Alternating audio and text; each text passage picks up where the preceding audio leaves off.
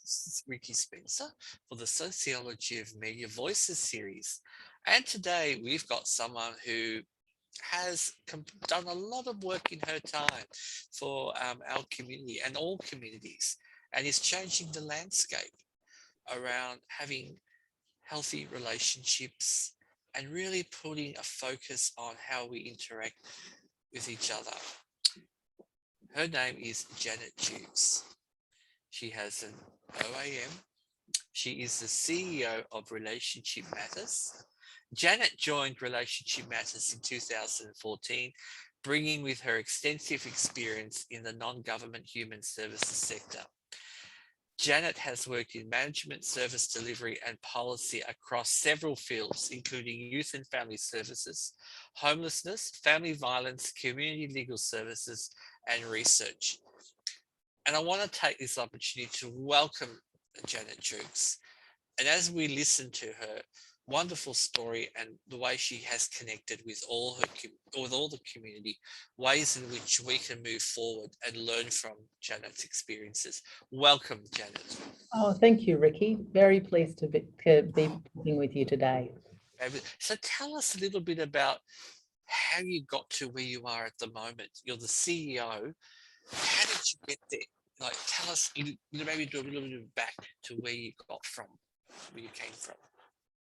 How did I get here? I was originally a teacher, actually, Ricky. I trained as a special education teacher and a primary and special education teacher back in the 80s, at the risk of dating myself, in Queensland. And from there, I went straight into working in high schools, actually, with adolescents and young adults. And although my training was with people with intellectual disabilities, I mostly worked with young adolescents and young adults who were really came from different socioeconomic backgrounds, but were basically, naughty and had got themselves into special school or educationally disadvantaged because of their backgrounds.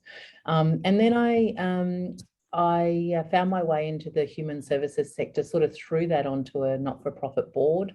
And then into working at the Also Foundation, which some people might know, in the early 90s, running the large dance party events. And I also volunteered at Switchboard at the time, one of the early kind of training cohorts, and ended up sort of volunteering in that space. Found my way into the AIDS Council in New South Wales in the 90s, working in information management, and that was sort of the height of HIV, when there really weren't very many treatments.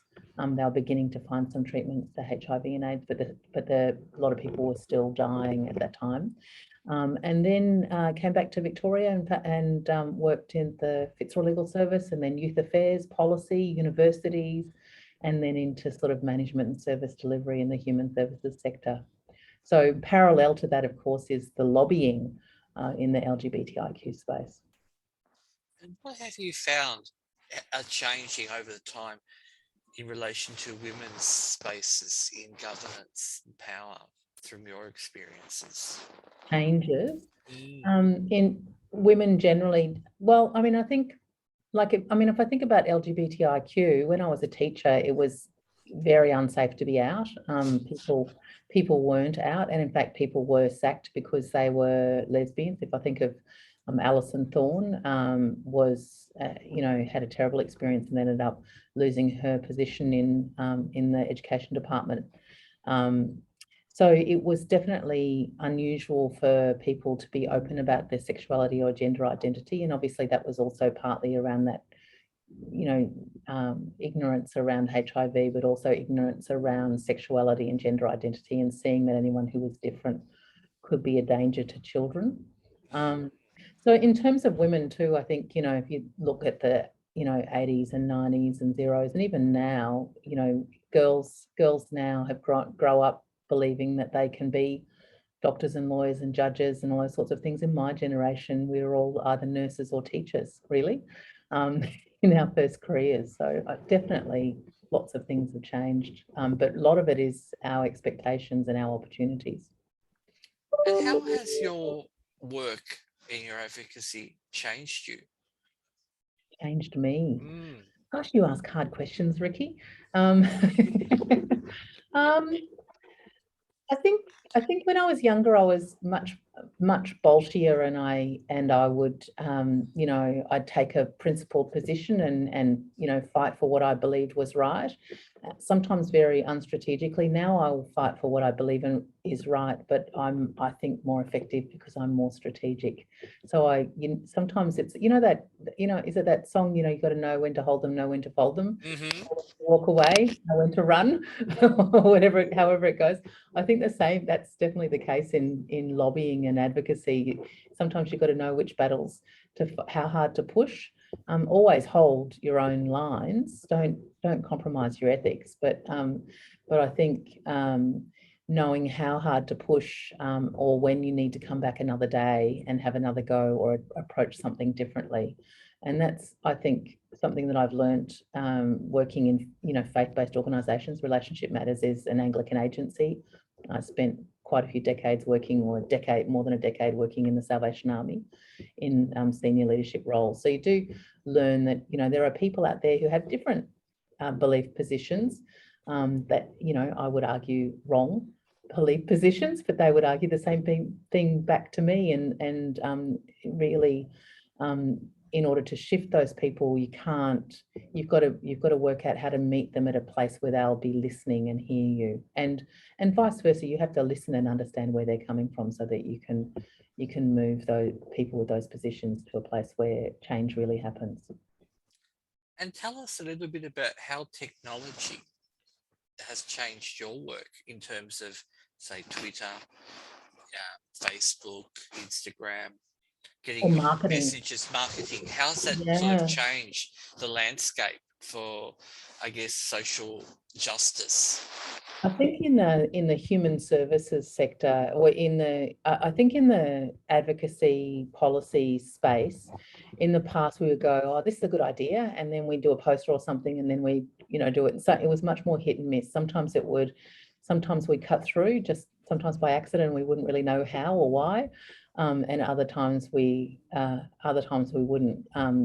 And often I think we spend a lot of energy talking to ourselves or marching in the streets with each other and feeling good about it, but not actually making a lot of difference. I think now when we do advocacy or social campaigning, we use a much more scientific approach. We understand who we think about who we're talking to, who we're trying to influence, what messages might work in that process.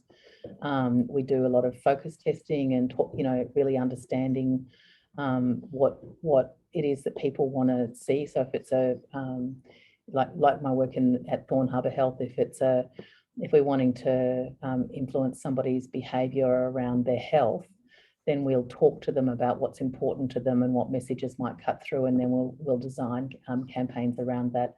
And then it's a lot about data. So it's about collecting data and knowing about who's engaging with it, what engagement they've got, how deep is their engagement, whether the messages are making a difference to behaviour, measuring that. So there's it's much more of a scientific process, I guess, and an organised process, and I think probably at the end of the day a more effective process.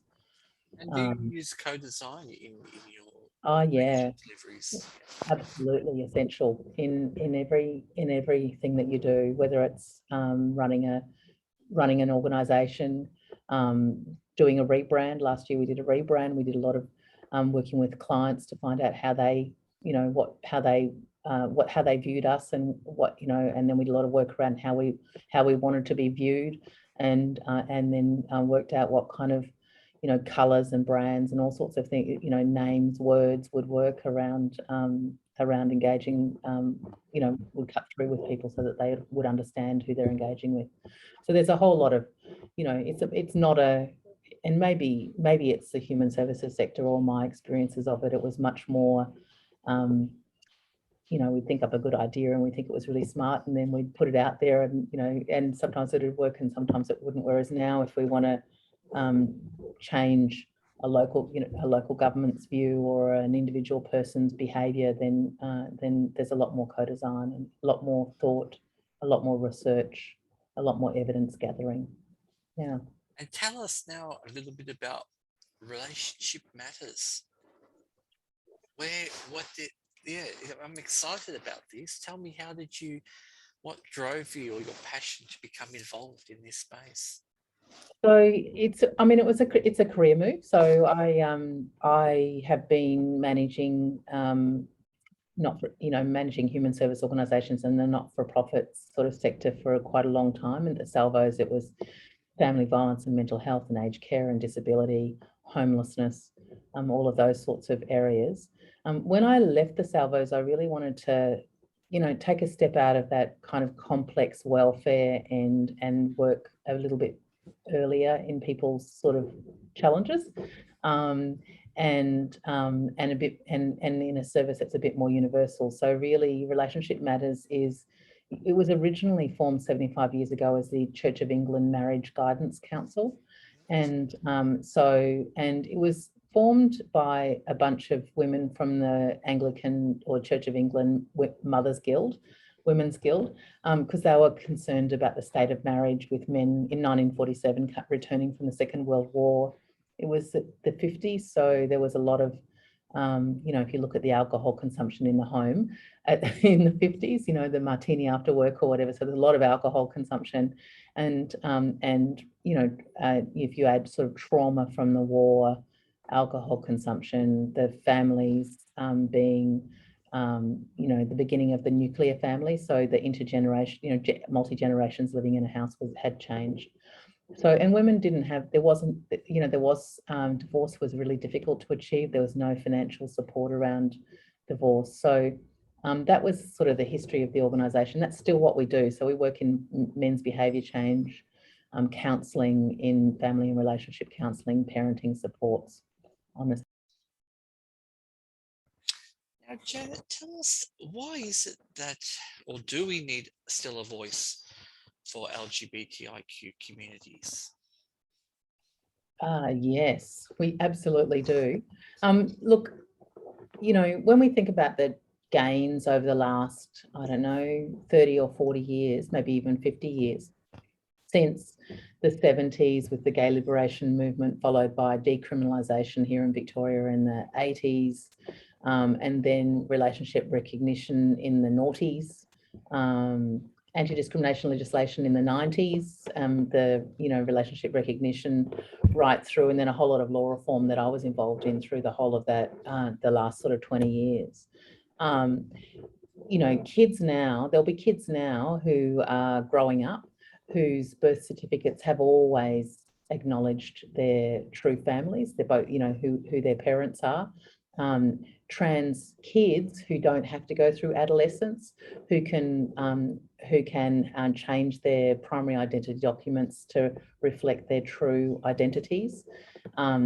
There's kids who'll go to school. These same kids will all go to school, and their schools will be trained in who they are and what they're about. There are teachers who can now be out, and there's a lot of there's exceptions, of course, and there's a lot of issues with discrimination that exists, but there's a standard now where that discrimination can be held accountable wherever you can. So I think the equality proposition around should LGBTIQ people be afforded the same equal rights and opportunities as anybody else, that debate in principle has been won. There's still work to do to make sure that we can exercise our rights. But that principle has been won, and a lot of law reform has happened. Most of the main law reform has happened now to be able to achieve that. However, we still know that discrimination happens, that kids can't, that kids get discriminated against in school by other kids and by principals, that mental health is an issue, access to services are an issue. Our family violence services don't always understand our relationships. Our health practitioners don't always understand our health needs. So there's still a lot more work to do, and that's why we still need representation and we need advocacy, because whilst we've got the back of the problem has been broken in that few people would argue, or not enough people would argue, that we don't deserve to be treated equally. Most people believe that we should be treated equally. We still need to make sure that greater understandings are built about our special and different needs, and that our rights and our opportunities are respected. So there's still work to do, but a lot of the foundation work has been done now. And what do you think is the resistance for change, let's say in school spaces, for having, I guess, the visibility of trans or gender non-conforming teachers working in schools, and also modifying the current Australian health curriculum to include well-being for trans and gender diverse students, understanding, hormones, understanding having healthy sexual relationships as a trans and gender diverse person? So I think that time will fix some of that, in that I've got a lot of hope for the next generation. They don't view I'm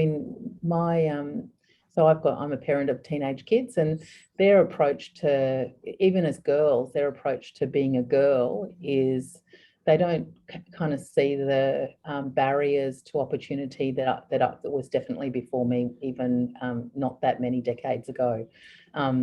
And I think they also don't see the binary, they're not so alarmed and, terrified of somebody who's different in terms of their sexuality and gender identity. They're, I think, much more open to and not alarmed by. Whereas I think that our institutions are still populated by older people who do have that alarm. They're afraid of the difference. And so the project is still, us being out and being and showing that, for example, in marriage equality, showing that marriage equality can be achieved, and the institution of marriage doesn't get torn down as a result of it. It'll get changed forever, but it won't get, the society is not going to fall apart. The sky is not going to fall in if there are more queer politicians. We now know that queer politicians can serve in Parliament just as well as anybody else. So a school is not going to collapse if there are more out queers teaching. We know that that's the case, and so, but yet there's still resistance. So I think some of it is about building a better bridges and understandings, but also it's about giving some of these reforms time to settle and staying on it. We have to stay on it and protect those reforms. Do you think there'll be a time, well, I guess at the moment, if say someone who is trans or gender diverse or lesbian, who's open, who wants to run for Parliament, do you still see that embodiment of who you are becomes almost a weapon against you, as opposed to looking at the policies that you're trying to stand for?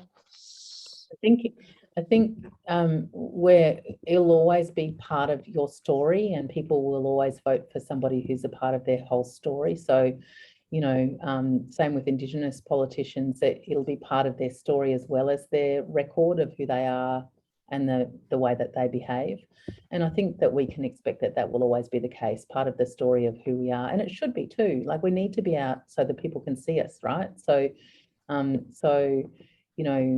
it'll always be part of the story, and there'll always be, people who will debate that. It's about, I think, how we conduct that debate and the respect that we afford each other in talking about our differences and our similarities and our worldviews, and really valuing all of those differences. That's how I feel about it. I think it's about moving from lots of different tribes, and sometimes talking about intersectionality. It's really, really important to talk about intersectionality so that we understand that everybody's experiences are really different because of the intersections, and that disadvantage can multiply because of that. So we need to talk about that, but also the flip side of that, those challenges, is also the wonderfulness of the diversity of people and their different experiences, and what that can bring us as we look forward. So there's the hard side for people, but there's also, if we can get past that and learn to really celebrate those differences, then there's a lot of value in it as well. And I think that I'd love to see us be able to talk about intersectionality in a much more, like celebratory way, rather than at the moment we need to be talking about it in terms of the challenges that multiple intersections in someone's life actually create for them and the barriers that they create. But it's about trying to, that's really important to build awareness. But once we've got awareness, then we need to go to the next step, don't we? Yeah. Easy for me to say as a cisgendered white But it's an educated interesting, woman. so, So well, but it does acknowledging position that. it positions it, and I think the fact that you've identified that, intersectionalities are an important aspect of our lived experience in Yeah, 2021 and beyond, that we have to understand that the person isn't just embodied in their own, just in gender, but it's also all the other all the other bits ideologies of that come with it, with power. Yeah, and we can never know somebody else's lived experience, right? So, you might look at somebody and go, well, they're a privileged white gay man or a white man or whatever, but then you don't know some of their life experiences, which may have been very traumatizing and really difficult for them, and actually has created massive barriers and trauma for them. So you never know that. We've really got to learn to listen to each other and really value each other's own individual stories, and also our own strengths and weaknesses, and how we can work together towards a common goal, I think. And the common goal is a really exciting, creative, diverse world. That's the world that we want to live in, a human family. But and everybody should be able to be valued within that. But having said that, it's not to. I'm getting down a rabbit warren, aren't I? Because it's not to. I don't want to underplay, how painful discrimination, and the multiple discriminations that people experience isn't, and how much of a barrier that is, and how the inner and outer crowds and all those sorts of things that can exist because of that. And what message, Janet, would you like to give to our young queer LGBTIQ plus, or disabilities, Indigenous, or cultures, a message about what they can do in the future if they're finishing year 12 and they feel passionate about who they are? What message would you like to send to them? I would say go for it. Be you. Be you. Be your beautiful creative selves. Look after yourself. It's a rugged world out there, and people will try and tell you can't, and you've got to not believe them, and you've got to believe in yourself, and surround yourself with people who are going to support you in being the very best you can be. That's what I would say. Because, and the other thing is, no one's alone. No one's an island. You can't live by life. It's not only about you, it's about all of us. And so surround yourself with people who are going to support you. And if they're not supportive, then get another friend, get some new friends, but be the creative, beautiful you, and don't believe people when they tell you you're not. That's what I would say. Janet Jukes, it's been an absolute pleasure. Thank you for giving your time for the Sociology of Media Voices series. Thanks very much, Ricky. I've really enjoyed the conversation.